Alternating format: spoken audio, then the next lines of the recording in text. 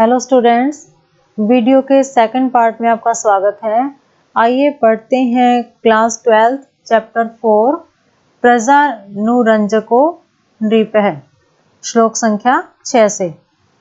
आकार सदृश प्रज्ञः प्रज्ञया सदृशागमः आगमय सदृशारंभ आरंभ सदृशोदयः।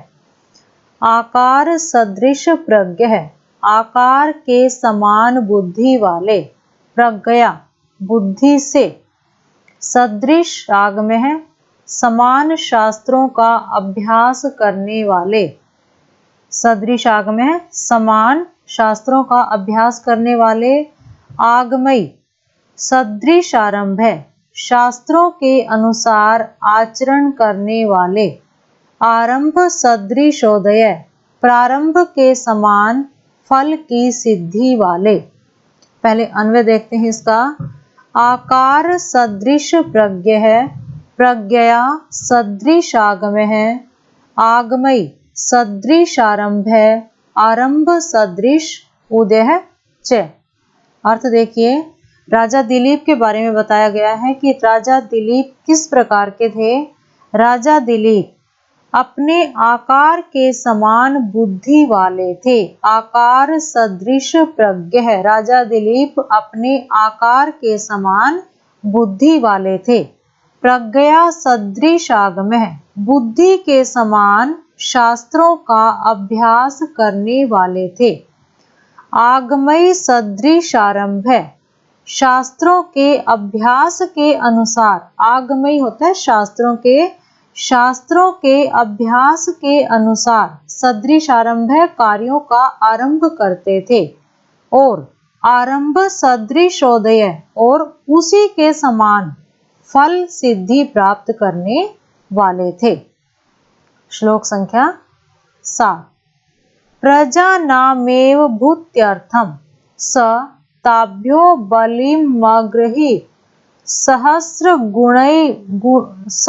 गुणमुत सृष्टुमादत्ते ही रसम रवि। प्रजानामेव, प्रजानाम प्लस एव संधि विच्छेद है इसका। भूत्यर्थम भूति प्लस अर्थम, स वह, ताभ्य उनसे, बलिम अगृहीत, बलिम अगृहीत, बलिम होता है कर टैक्स, अगृहीत लेता था। प्रजा नाम एव प्रजाजनों की, भूत्यर्थम उन्नति के लिए ही, वह उनसे कर लेता था, टैक्स लेता था। सहस्र गुणमुत सृष्टुमादत्ते, सहस्र गुणम 1000 गुणा अधिक बढ़ाकर, उत सृष्टुम देने के लिए, आदत्ते लेता है, रसम जल या पानी, रवि मीन्स सूर्य। पहले इसका अन्वय देखते हैं।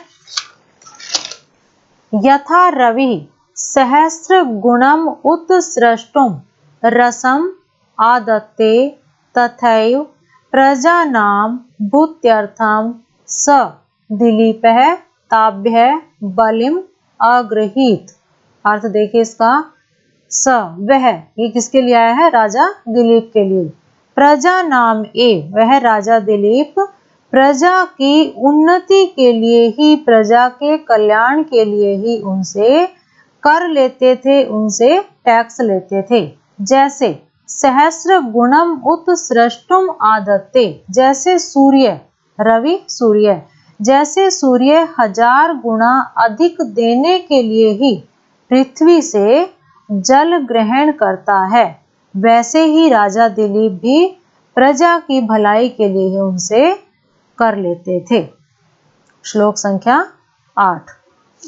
ज्ञाने मौनम क्षमा शक्तौ त्यागे श्लाघा विपर्ययः गुणः गुणानुबंधित्वात् तस्य सप्रसवा इव।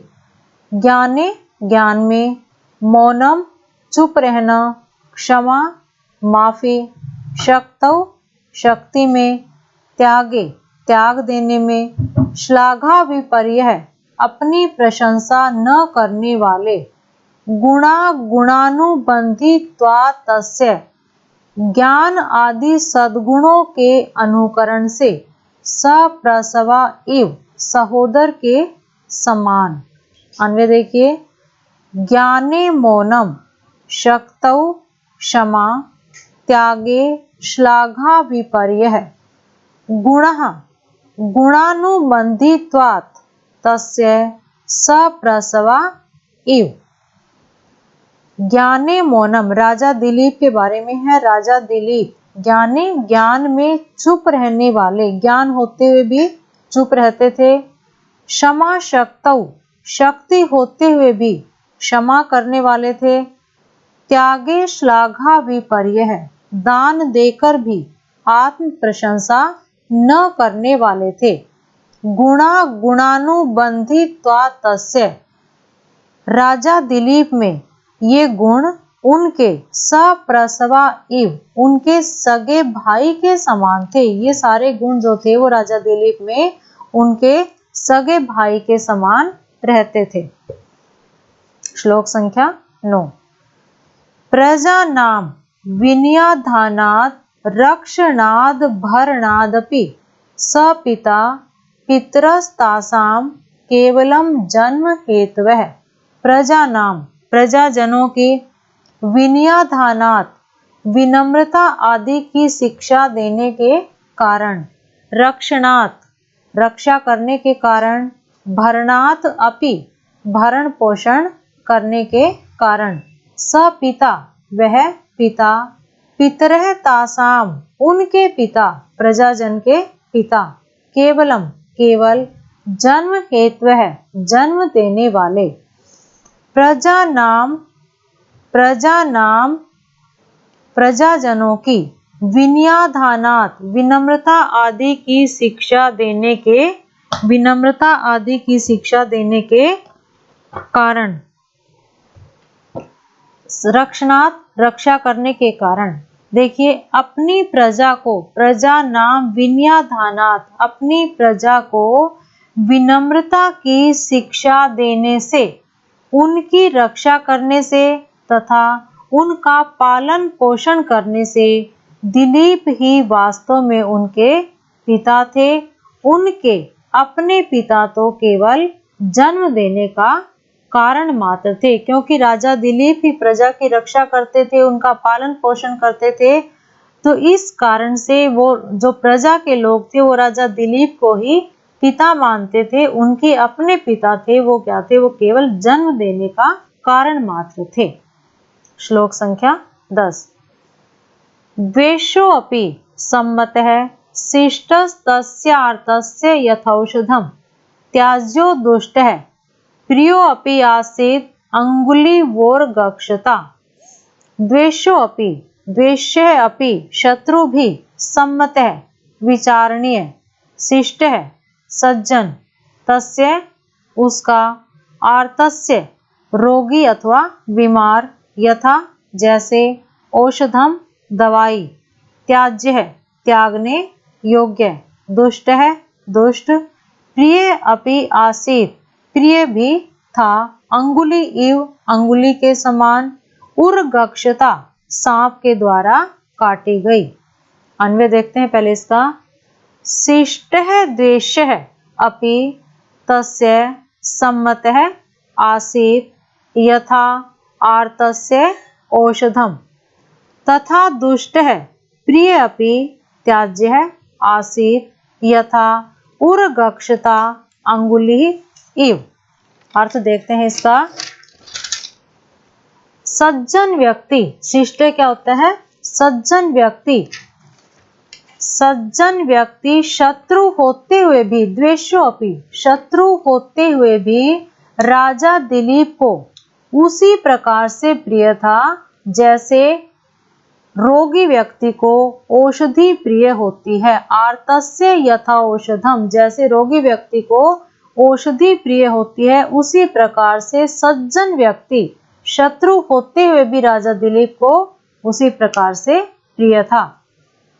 तथा दुष्ट त्याज्य, दुष्ट व्यक्ति प्रिय होते हुए भी, दुष्ट व्यक्ति प्रिय होते हुए भी वैसे ही त्याज्य था, त्याज्य वैसे ही त्याग करने योग्य था, यथा जैसे उर्गक्षता सांप के द्वारा काटी हुई अंगुली त्याग करने योग्य होती है। दुष्ट व्यक्ति प्रिय होते हुए भी वैसे ही त्याग करने योग्य था जैसे सांप के द्वारा काटी गई अंगुली। कहने का भाव क्या है कि जो सज्जन व्यक्ति था, चाहे व्यक्ति सज्जन हो, लेकिन अगर वह शत्रु है तो राजा दिलीप को वो है उसी प्रकार से प्रिय था जैसे रोगी व्यक्ति को औषधि प्रिय होती है।